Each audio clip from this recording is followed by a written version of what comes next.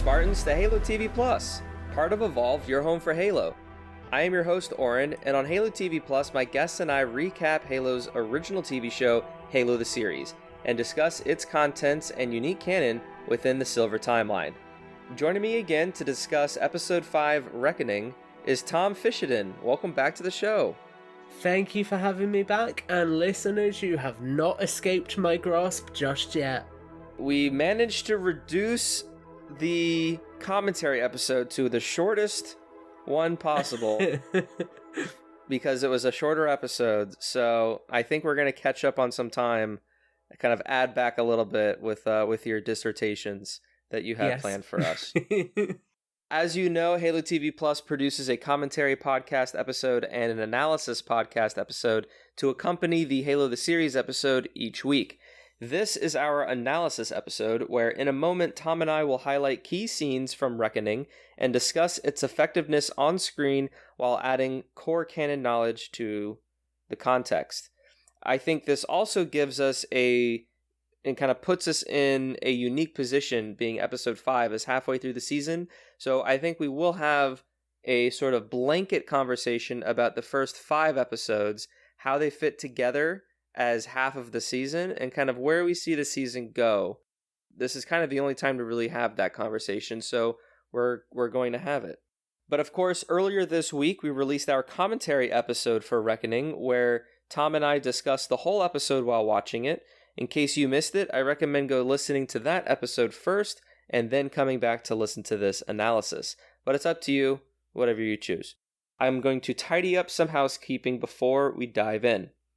If you're new to the show, welcome. Halo TV Plus is part of Evolved that hosts a variety of other Halo shows, such as Podcast Evolved, Mission Debrief, Builds with Blocks, Halo Book Club, and Halo Headlines. Evolved is partnered with the podcast HCS Pro Talk, where Josh and Will discuss the latest information within the competitive Halo scene with an emphasis on community every week. You can learn more about each of those shows on our website, evolvedhalo.com. As Halo TV Plus is a new show, I ask that you rate it and leave it a review. I greatly appreciate all the feedback and suggestions from you, the listeners, to improve the quality of this show going forward. We would like to take a moment to thank all of our patrons for their continued support. Thank you guys so much. Your contributions allow us to continue making new content like this every week and every month and every year. Thank you for being awesome, guys. If you're not subscribed to our Patreon, our patrons receive a variety of exclusive rewards, such as early episodes, unique swag, access to our podcast soundtrack album, and more. You can head over to patreon.com/HaloEvolved to learn more. Some quick episode details. Episode 5, Reckoning, was directed by Jonathan Lesman. The description is: on the run and out of options, Quan and Soren have a difference of opinion, and with the possibility of finding the mysterious Halo on everyone's mind, John makes a horrible discovery, and the war rears its ugly head. It was the shortest episode so far, at 39 minutes and 39 seconds, and it aired on April 21st, 2021. All right, so, Tom. Yeah. What's the big idea from this episode, in your opinion? Okay, so the big idea from the whole episode would probably be how effective Spartans are in combat when they don't have their emotional inhibitors, and the difference between Spartans with them and without them, and sort of the whole question there about how much of their humanity and their lives has Halsey taken away with all of the augmentations that she's forced them to go through, because the Kai you see in this episode is very different to the Kai you see in previous episodes, and the way she interacts with Chief and the way they both then interact with the combat sequence at the end of the episode highlights just how many different emotions are now coming to spill over for these Spartans once those inhibitors have been removed. Damn, that's a pretty big idea. Yeah. So we did touch a little bit on this in the commentary episode. I kind of touched on where, war is always gruesome. It's never pretty. And, many soldiers throughout the, centuries of war have had to struggle with PTSD and all those sort of things. And so we have seen this sort of like gruesome horror of combat being depicted in other sort of mediums, and this is the first time we really get it in Halo as a military sci-fi. Like, people are literally getting exploded in pink needles and plasma burns and all that, and we kind of, just see it happen real quick and not really the after effects. But this episode highlights some of, the pain that these soldiers feel that other soldiers are expected to kind of just fight through. And like you said, like, Kai does experience this for the first time, and it kind of cripples her to the point to where Chief has to kind of make some impulse decisions to then go and save her and retrieve her. I do think that this does, when you start compounding it, it really shows how layered and manipulative this program is for, from Halsey and Parangoski, of how much control they are thwarting over the whole Spartan program, from abducting them and indoctrinating them to inhibiting them so then they can be focused and, result oriented. So now this is something that's definitely been, I think it's been growing since the last few episodes, pretty much ever since the beginning. And it's something that the creators have honestly talked about as well, as a highlight, or I guess as a spotlight for this show, to where, yes, we know of, the ethics of it all and kind of the drastic measures that Cortana, or that Halsey was able to go through. But like, this is really the first time in the medium that we're seeing it unfold this intimately and like this closely.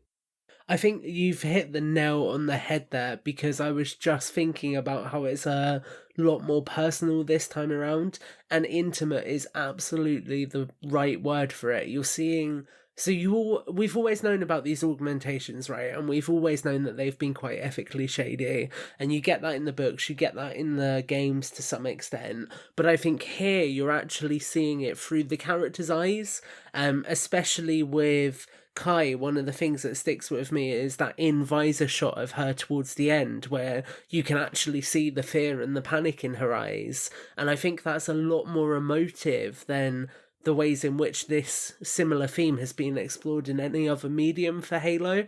And I think in that regard, they've really, really managed to take what television allows them to do that other mediums don't, and really run with that and excel in terms of how that then has impacted on the story.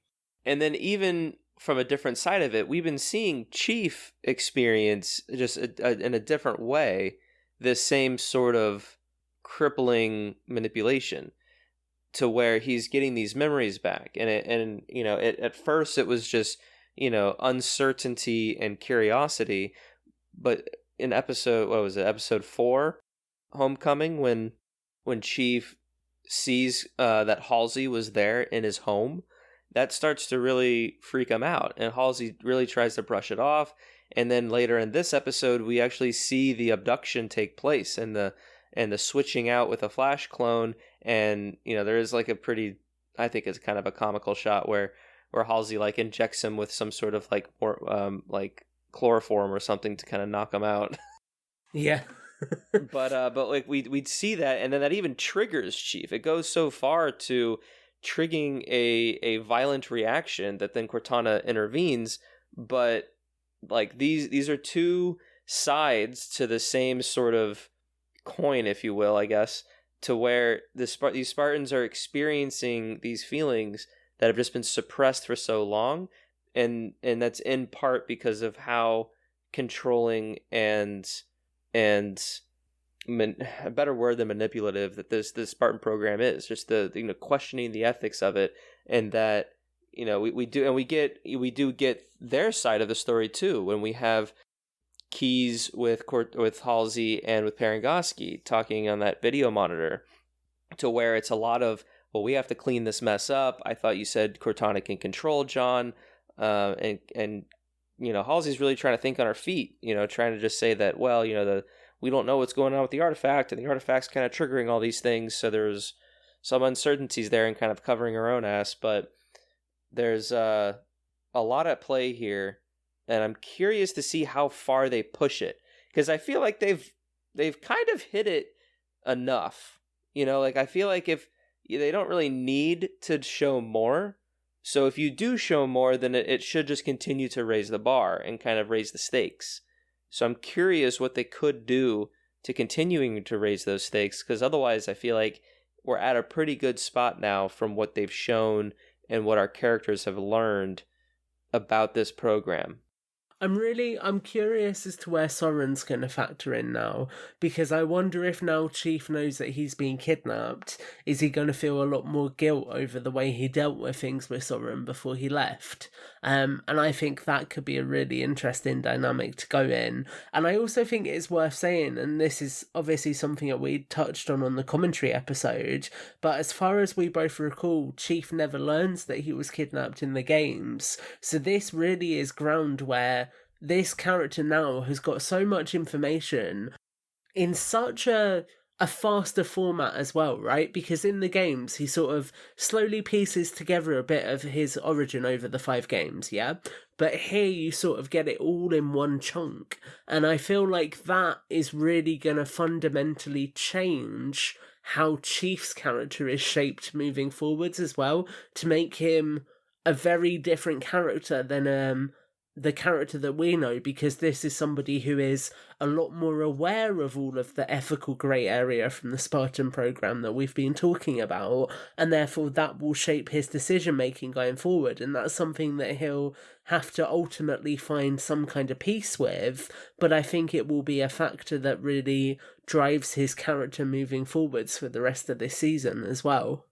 I think it'll be interesting to just kind of further the dynamic between the Spartans and Silver Team as well, because now you have 2 members who don't have their inhibitor and 2 members who still do, and then yes, there is Soren out there, which I think would be interesting to try to get him back into the fold to some degree, like give him a little bit of a call to action.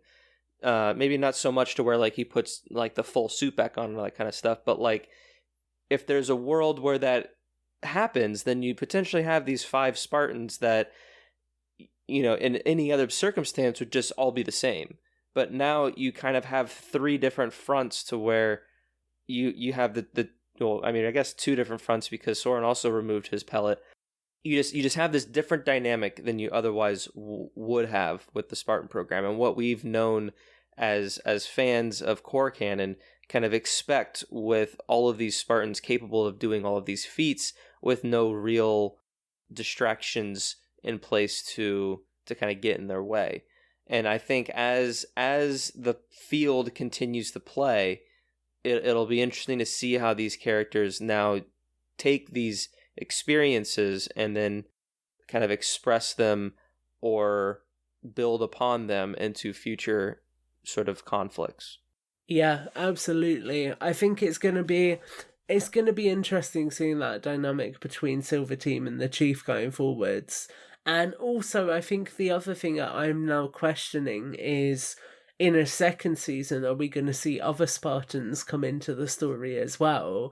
And how will they factor into it? So I think there's a lot of interesting ground that they could explore with the Spartan program now. And I think by opening it up so broadly, it really does, like you say, lend itself nicely to having those different dynamics in play. I mean, especially if it gets to the point, right, where we have like a Spartan 3 come in, or further down the line, if they share with them that they're making another generation of Spartans. It just, there's a lot that they could do, and I think if they use the foundations that they're already building with those interpersonal relationships in the Spartans, and the different levels of knowledge of the program itself, then it will just shape it really interestingly for the long term as well.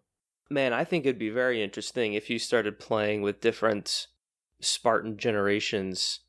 I feel like that I can see it getting a little overwhelming if it's done too quickly, but if it's handled properly, then yeah, that does breed some just kind of innate conflict with these 2 different backgrounds, and like how Spartan 3s have their juicers that they have to take to not go like insane, because they're just so augmented that they need to repress themselves. Otherwise, they're going to be kind of like enraged. Or say, if you go to the Spartan 4 avenue, where you have it being Spartans who are recruited, then suddenly you get this really interesting dynamic where it's like that person got to choose to join the military first. They got to prove themselves in combat and then become a Spartan. We didn't get that choice. We were kidnapped. And that creates that really interesting dynamic as well. And I do like the scene in episode 4 where the Kai, Riz, and Vanek are talking about the pets that they had, and how when they lost a mission, then Halsey would take their pet away. And I think that type of indoctrination would contrast really well to like a Spartan 4, for an example. Moving away from the Spartans, we got a good bunch of screen time with Miranda, Keyes, and Halsey on this episode.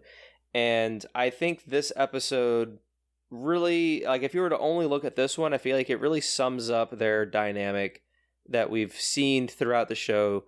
And it's just kind of, I think, best represented in this episode, which is that family drama, that dynamic of, all three characters kind of want what's best for themselves, and they care about the other characters in this triangle to a varying degree, whether they know it, whether the other character knows it or not.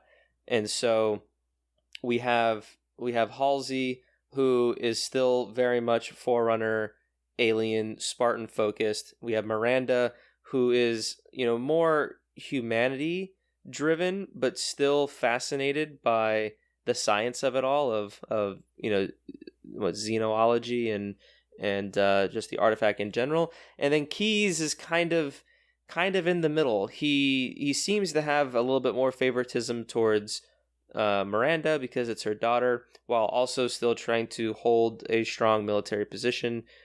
But then underlying all that, he still has some either respect or just some sort of personalized feelings toward Halsey that allows her to, and it kind of enables her to do and say certain things around him and get away with things.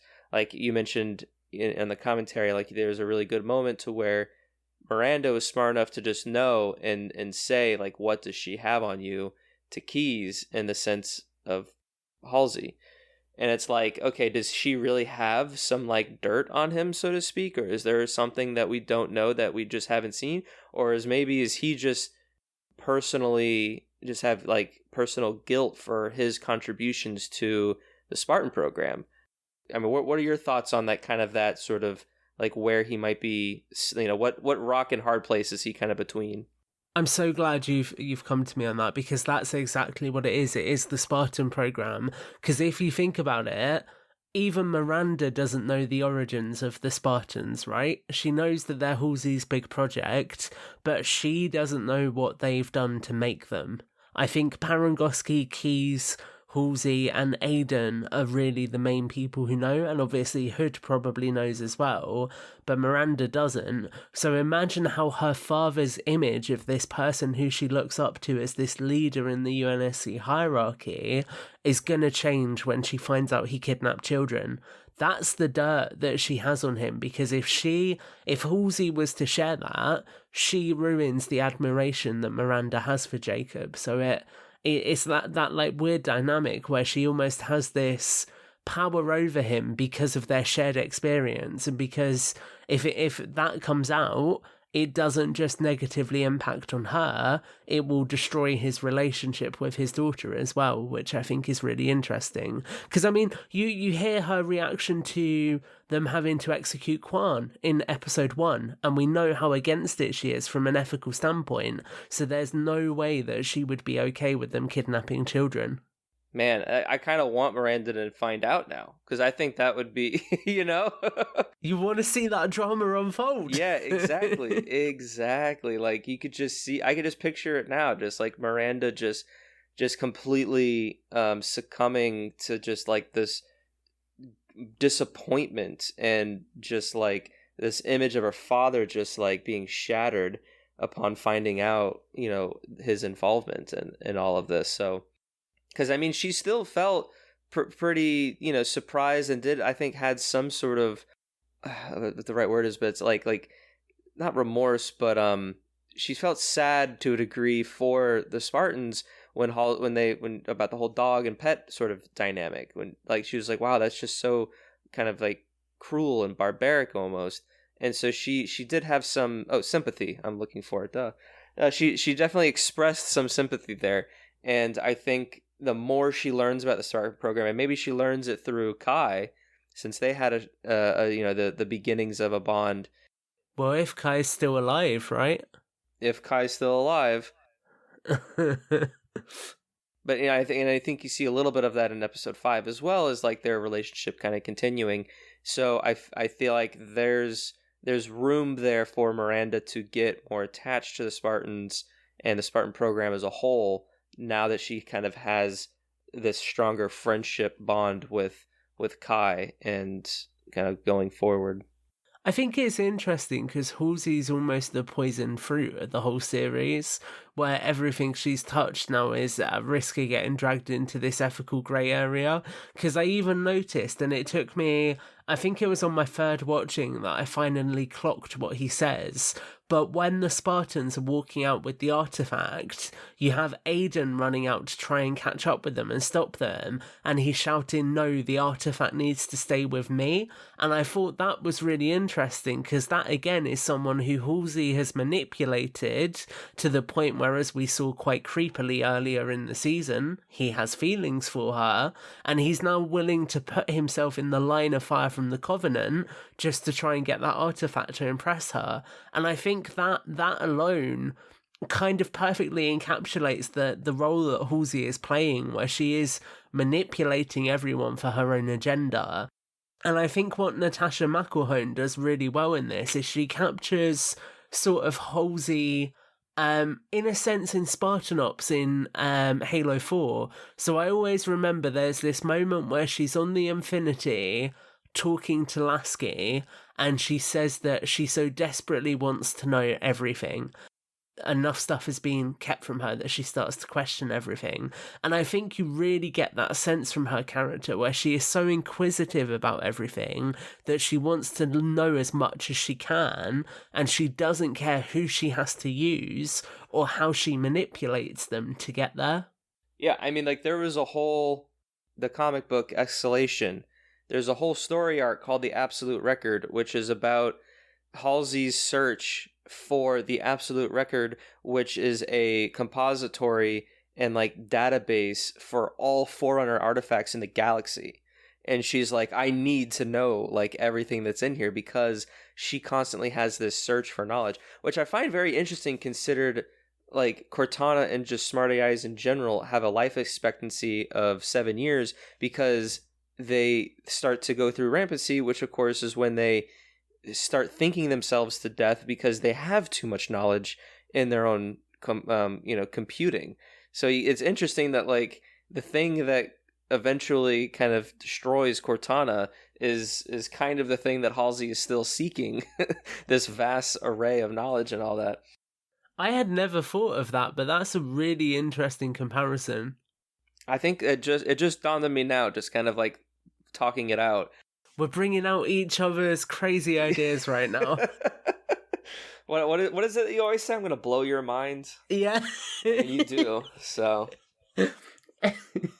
Yeah, no, I think Natasha plays Halsey very well, in terms of just how kind of calculated and calm she is. And like, I get the sense that she does a strange, this is kind of weird to say, but like, I feel like she conveys thinking on your feet well, because like the way she does some of these scenes with John, like you can tell that she's not overly prepared to like insert these lies, but she does come up with it in a way to where, okay, yeah, it's almost like you're talking to a child. Because she always falls back to the let's do it together, doesn't she? And she's been doing them since they were 6 years old anyway. So like she's just kind of falling back on those similar tactics.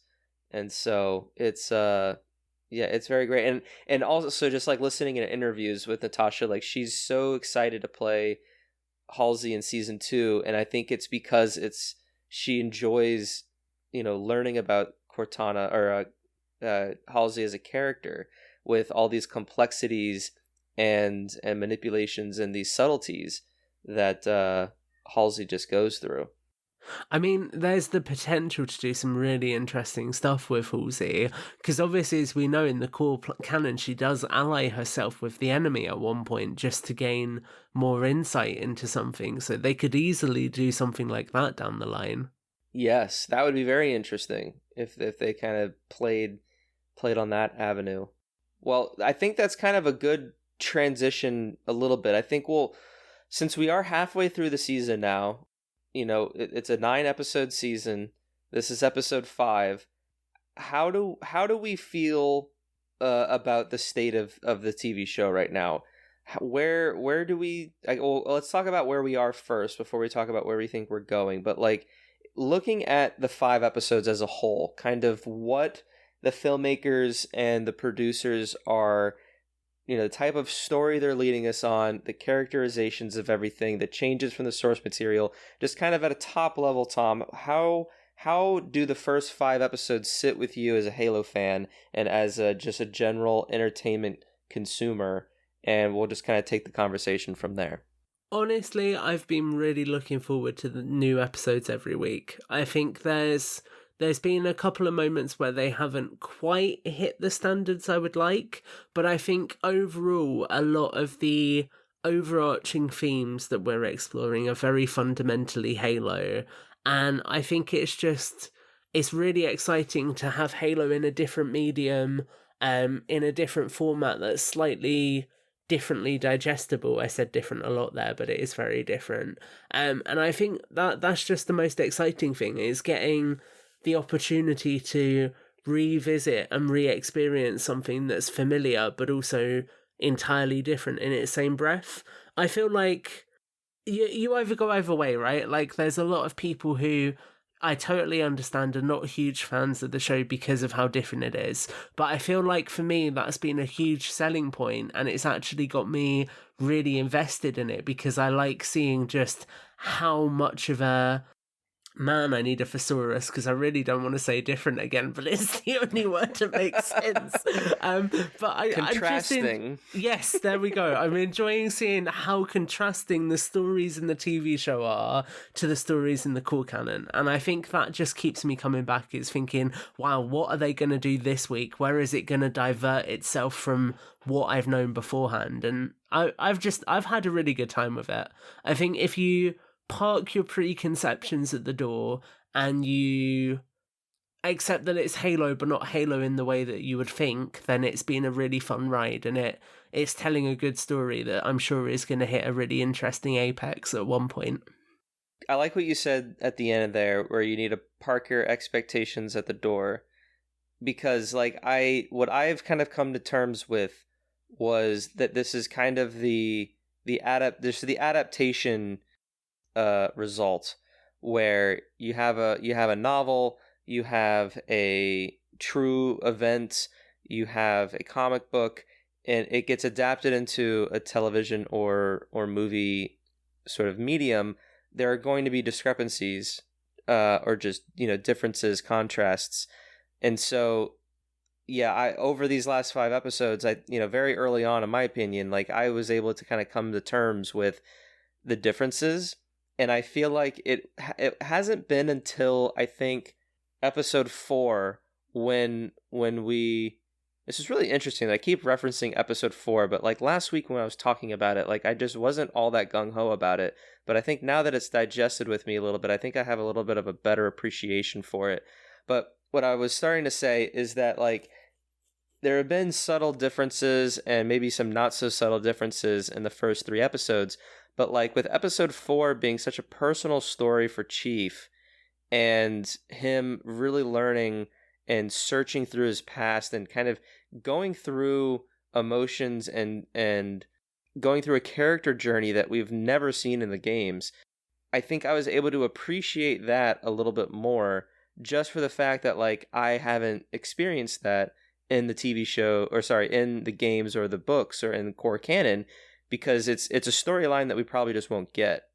So the fact that we're able to explore that, I think gives me some intrigue, so then we can just see how it's conveyed. And then going to your point, the way they convey it can, yes, sometimes not be how I feel like they could have done it, or how I maybe have wanted them to do it.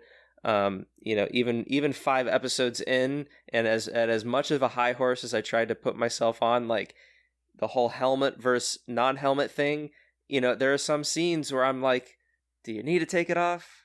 Do you need, and I want to be bigger than that, but there are some, inklings of that are kind of spread out. But at the same time, like I take those moments to then think to myself, okay, the helmet is off. What am I looking for from Pablo? And where am I supposed to connect? And I'll think about like the scene with his helmet on and the scene with it off, and at least half the time, which I think is still pretty good, like I do see the choice. Like, okay, yes, there needs to be this moment. I need to see this. I need to do that. And so, and I think that's a testament on a few different things of like the filmmakers and the actors kind of wanting to insert their emotion and then their confidence that, it'll be received and whatever it's going to receive, but we ultimately believe that it's better for the show. So in a whole, that's kind of a long-winded answer to kind of come back to you. I am enjoying these subtle differences, even if they make me feel a little uncomfortable at times, because at its core, it is new Halo. And, if you were a Halo fan before Halo Infinite came out and you just wanted to know what the game, was going to be, like, once you finally got it, it's like, yes, like, this is new Halo. Like, this is awesome to experience. And then we'll spend years and years talking about, like, the impact of it and the effectiveness of it and all this kind of stuff. I think the TV show is the same sort of thing. It's new, it's different, and we get to now talk about it, which is what we're doing here. So where do we see the story going? So to kind of, I guess, briefly recap the first 5 episodes, you can kind of just say, Chief and his Spartans discover an artifact. This artifact unlocks some memories within John, and then now he is searching for his past, which then leads him to another artifact that we also learn that the Covenant are seeking as well, with this Halo structure, belief, or something also lingering in the background. From there, and then of course we end episode 5 with the Covenant taking the larger of the 2 keystones, and McKee, our Covenant character, our human Covenant character, being dropped down a madrigal for, complete with that energy blade fingernail. With the energy blade fingernail. So where do you see kind of the story going? What themes do you want to see sort of either continue to develop, or are there new themes that you think that could be imposed? And then if you want to throw in some, general story beats, like how would you, want it, or do you think it will kind of go from here? Oh, I can pitch you my ideal story from here. So I think at the end of this season, we should have a big fight where it is essentially Mackie has revealed herself.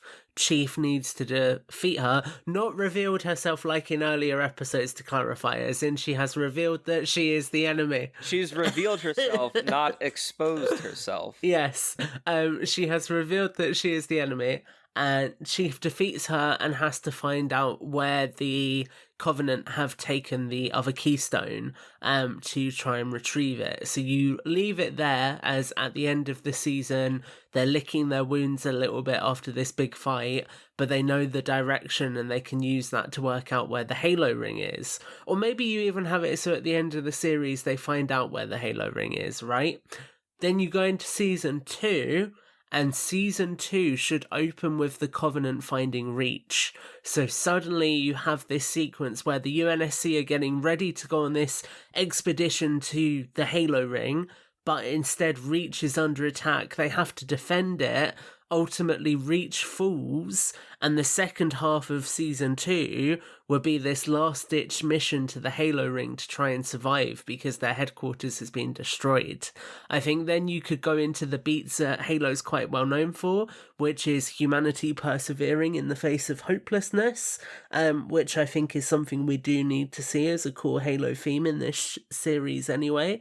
And I think then it lets them sort of get closer to that traditional Halo story that we're building to, but it also lets them still do the destruction of Reach in a way that's interesting, because that whole story essentially becomes a roadblock to the UNSC getting to the Halo ring. Anything for season 3? In season 3, what happens is you get this Spartan called Spartan Locke, who suddenly decides to hunt down the Master Chief. That's awesome. I think you're onto something, or at least I share similar sort of predictions. I feel like at the very least, if I think, or let me back up. I think in a previous episode of Halo TV Plus, I've said that I think they're gonna go to basically land on the ring, and like ring fall will be kind of the ending of the season. Since we only have 4 episodes left, and there's not even like a search for the ring that has started, because it's all about these keystones that presumably lead to the ring, I could see the ending of the show just being the classic Halo not slip space, but just space shot with the ring like either emerging from behind the planet, or it gets revealed from behind a ship or something, but you just kind of get that viewport point of view of the ring floating in space. And like, I think that's a great sort of shot to kind of end the season on, to where it builds up that like, okay, we found the Halo, the namesake of the show.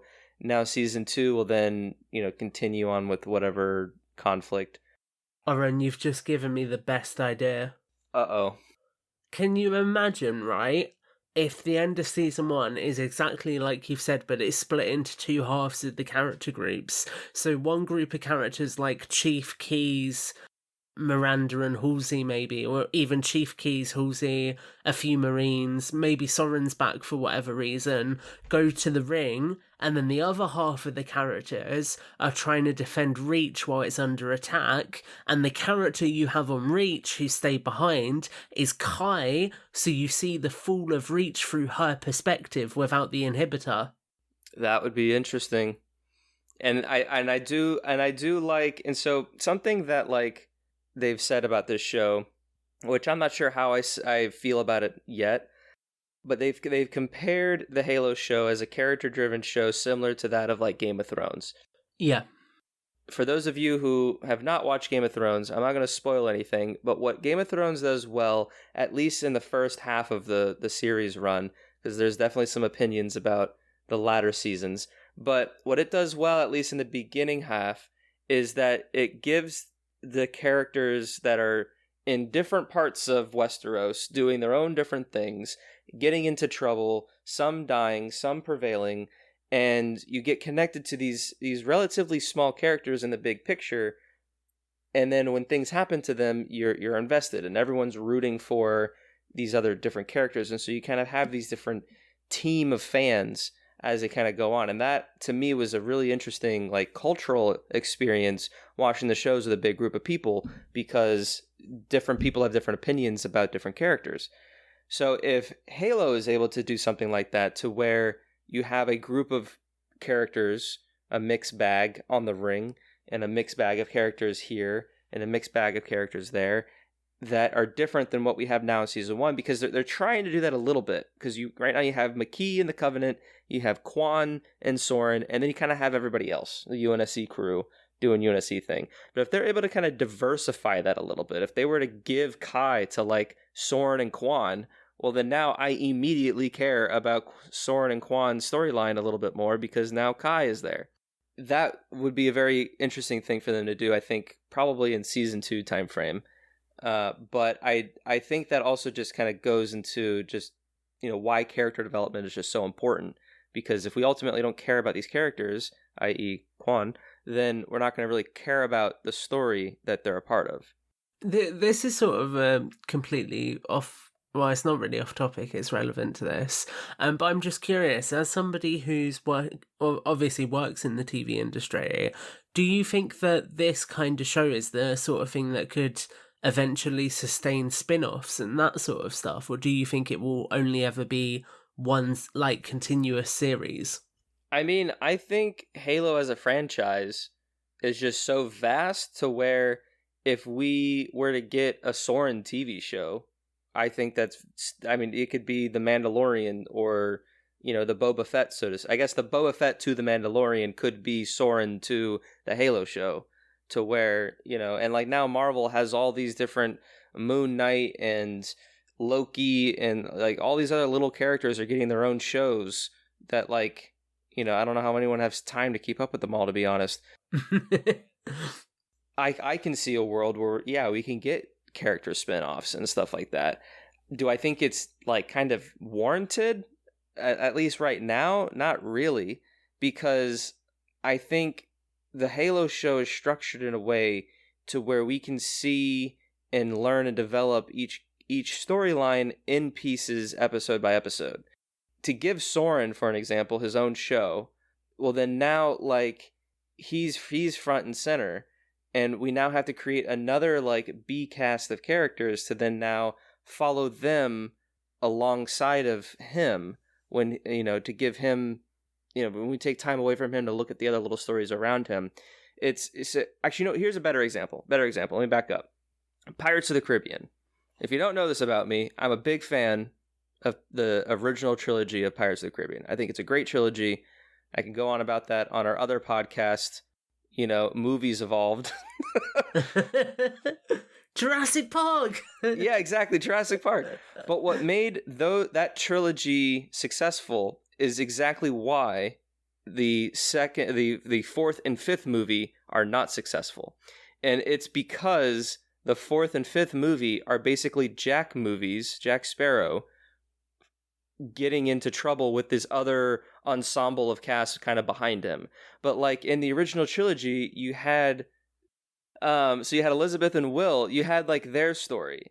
And then you also had like the Black Pearl or Davy Jones, or then you also had Commodore Norrington coming back into the fold. And so like these like the trilogy is, in my mind, very successful because you have all these different characters that are in this big Caribbean pot that are all getting into different scenarios, and they get paired up with each other, and they're kind of doing everything that we've been talking about for the last 20 minutes. Whereas in On Stranger's Tide and Dead Man Tell No Tales, like it's just Jack being Jack, and all the other characters are just around him and getting into trouble and stuff like that. And so we're not able to kind of get the breadth that we need across the territories. So to take this back to Halo, if we were to have spin-off shows, I feel like, at least right now, and what the Halo TV series is, I feel like it could fall into a similar pattern, if not done the right way, that Pirates is currently going through, to where I would rather just keep the season that we have and keep the characters and introduce new characters and just kind of keep that going for a little while, to where I feel like spin-offs might be something that, even if it does happen, is not for a few seasons after the Halo TV show comes out. Yeah, I really appreciate that perspective on it, actually. It was just something I was interested in, because I was sort of thinking about CBS's other, or Paramount even. Is CBS and Paramount the same thing? I feel like... Well, yeah, Paramount and yes, the answer is yes. But for Paramount Plus, their other originals, or the other CBS shows that you're talking about? Yes, yeah, it's literally just... So I was going to make the comparison with Star Trek and how they've been doing that recently. Because I could see us further down the road. Can you imagine if you got a spin-off series called Helljumper, which is just like episodic, like Star Trek, different locations each episode following a group of ODSTs, but then you get like a finale crossover when those ODSTs are then on the same planet as the main cast in the main show for one of the big battles, and you see it from like two perspectives. That kind of stuff I think could be really cool in the future. But obviously this is way beyond 2 seasons, and this is thinking if the Silver timeline is very successful, how can they then build that in parallel with the games as well? That was another point that I was going to go to before I went on my Pirates tangent, was that I do think that spinoffs within the Halo TV show in the Silver timeline only goes as far as the successfulness of the Silver timeline. Because obviously, as even a Halo fan, like, if they produce something, I would, generally speaking, would want it to connect to the ever expanding and evolving Halo core canon.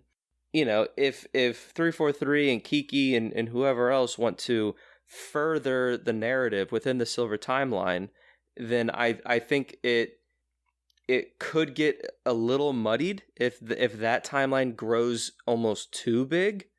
So then you have like literally two realities, whereas like to kind of have the Halo TV show is just a pocket of Silver timeline within the core canon. Like it's kind of it's nice. It's just a taste. I just want Master Chief and the Multiverse of Madness, That's what I'm really clamoring after. I mean, we have Spartans in Ready Player One. We do. Spielberg, our friend of the Halo show. But yeah, who knows? I'll say this: anything's possible. I think there's definitely a way for spinoffs and multiple seasons to kind of continue the Silver timeline story. And I do think there's a world where there's a new, limited series like Nightfall or Forward Unto Dawn, and maybe that's called Hell Jumpers. I mean, well, we already have a comic book named Hell Jumpers, so maybe we wouldn't call it that. But there could be another live action media resource that becomes core canon. I think it's just a matter of the type of story that 343 wants to tell. And to kind of go back to what we said way back in the beginning, the type of story they wanted to tell was too restrictive to keep it within the core canon, so they changed it to its own timeline so then they can have more to play with. So, all right, we're nearing an hour. We talked about what we liked, what we didn't like, where we think the show's going, where it already is. Any other things you want to touch on, whether this episode or just about the series as a whole? I mean, I think both of us have made it clear that we're very invested. We're looking to it week to week. We enjoy the changes. We don't accept, well, not accept, I mean, we accept everything, but we aren't 100% on board with some choices. There are some, details that we, find less interesting than others. Kind of anything else you want to kind of close with? Any other thoughts from your 16 pages of notes? Yeah, I guess it's 24 pages now. 24 pages now. You've added notes while we've been talking. I was like, that was a really good thing he said. I better write it down. So I think that the biggest thing I want to just leave this with is overall with this season so far, I am really happy with how tonally it does feel like Halo. And I think the thing for me is there's a lot of new working components, new aesthetics, new character stories, new characters as a whole, characters who may be amalgamations of different characters, but all of that is very, very sort of surface level for any kind of story. And the thing that really makes something feel like it fits within a universe for me is that tone, that thing that's sort of under the surface that drives it forward and sets the way that certain things are going to play out. And I feel like a lot of the themes in this show so far, the themes with humans being cruel to each other, both with the planet that McKee was on, but also with the insurrection more broadly, the theme of people trying to find hope when there isn't any hope present, and the idea of this war with the Covenant where they're facing insurmountable odds is all very, very grounded in Halo. Now you take all of that, you add in all of the ethical stuff with the Spartan program that they're doing really, really well, and I think actually when you really get down to the bones of this show, this is Halo as we know it and as we have always known it, but it's just giving us a chance to explore the more emotional side of that. And that is ultimately why I think I enjoy this show as much as I do, because when you dig deep, yes, a lot is different, but the foundations are still Halo, and that's what matters the most. And I also agree and would echo that it does feel like Halo, there are a lot of familiarities with it, even with changes and stuff here and there.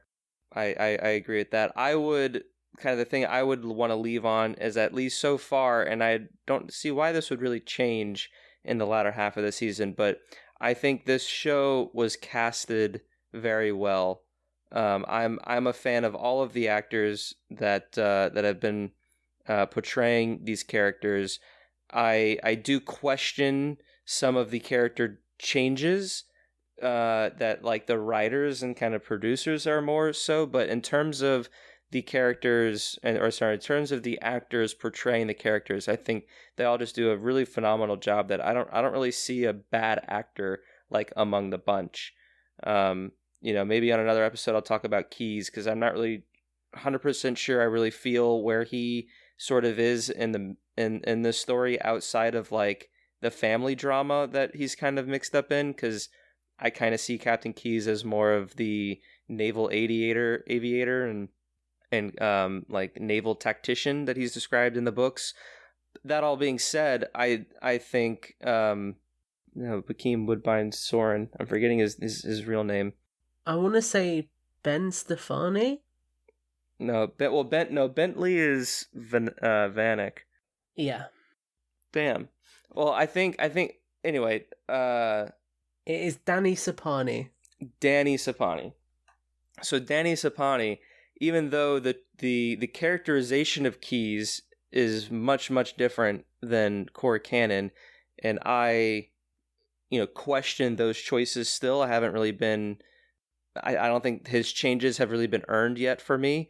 But in terms of his portrayal and like his acting of what he is given, I do see him as a father figure that is trying hard to manage his daughter and like former lover, and also like in the midst of this human covenant war. And so like I feel those emotions that he's giving off. It's just I would almost rather him just be a different named character, even though it really wouldn't make sense given who Halsey and Miranda are. But like that's kind of what I'm trying to say in his instance. But like the way McKee and like her language training, and then Kai, we've been able to see some expression from her these last few episodes.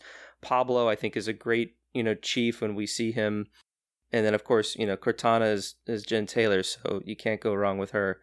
So I do want to say actually, and I am gonna blag this a little bit while I Google her name as well, but I think that the portrayal of Parangoski in this show has been really good as well. Yes, Shabana. And I wanted to shout her out because it made me laugh when I tweeted my thoughts on the first episode of the show. She quote tweeted them and she said, "Thank you, Tom Jurassic." So she didn't just say "Thank you, Tom." She said like my username, and I was like, I'm there. But I think she and Natasha especially have this incredible chemistry where you really feel the tension with them. And I think the way she plays Parangoski is really cool because you're always on edge with her, and you think at any point she could just snap with Halsey and say she's had enough of her, which I think is really cool because that's sort of what I wanted their dynamic to be in the show. So I feel like Parangoski is probably, I'd have to really think about it, but off the cuff here, she's probably one of the most accurate portrayals, I think. And that's not to say that like, oh, Shabana's just like going off the source material, but like the way that she brings that character to the table and how she is presented and written into the show is pretty much how I pictured reading her. And to kind of see her think and maneuver around Halsey and kind of dance around Lord Hood while also managing what she's doing, like I think it's just very well done, very well acted, and I think characterized very well. So yeah, big shout out to Shabana. I'm always enjoy seeing her on screen. But all right, I think Tom we'll end it there. We'll have to save your notes for next time if you have more. It's all right. I can type them up, scan them in. I might just send you a page at a time because if I do that, it will last us the next 4 years. So we'll be perfect. you should just leave a voicemail and just read your notes, and we'll just play your voicemail on a future episode. All right, we'll be like, oh, we got a fan who called in. His name's Tom Jurassic. Yeah, it's right. No, you see, I can play it, Oran, so that I call in as Jurassic Tom, and then nobody will be any the wiser. There you go. Or maybe Cretaceous Tom. Cretaceous. Tom Couracious. That's great. That's awesome. That'd be a good, like, April Fool's. Oh, we already missed April Fool's, but next year. Next year, save it. So, well, thank you, Tom, for joining me on this analysis episode, and thank you for the listeners for listening in. If you are interested, Alex Wakeford, who is Haraspis over at 343 Industry, he releases his Silver Debriefing blogs every Monday. This blog is a source to recap the story of each episode in detail, serve as a hub for additional show-related content, and provide some more detailed insight into certain things. So if you want to read the Silver Debriefing blog for Reckoning, you could head over to Halo Waypoint now and just sort their blog articles by the TV show.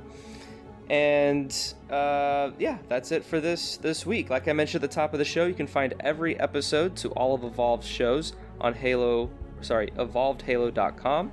Halo the series premieres exclusively on Paramount Plus every Thursday morning at midnight Pacific time. Once again, another special shout out to our patrons for supporting Evolved and making all of our shows possible. You can head over to patreon.com/HaloEvolved to learn more. And finally, like I teased, if you want to leave us an email or a voicemail about this week's Halo the Series episode, you can email us at podcastevolved@gmail.com, or you can give us a call at 205-EVOLVED, which is 205-386-5833. And with that, I have been your host, and until next week, Evolved! Evolved!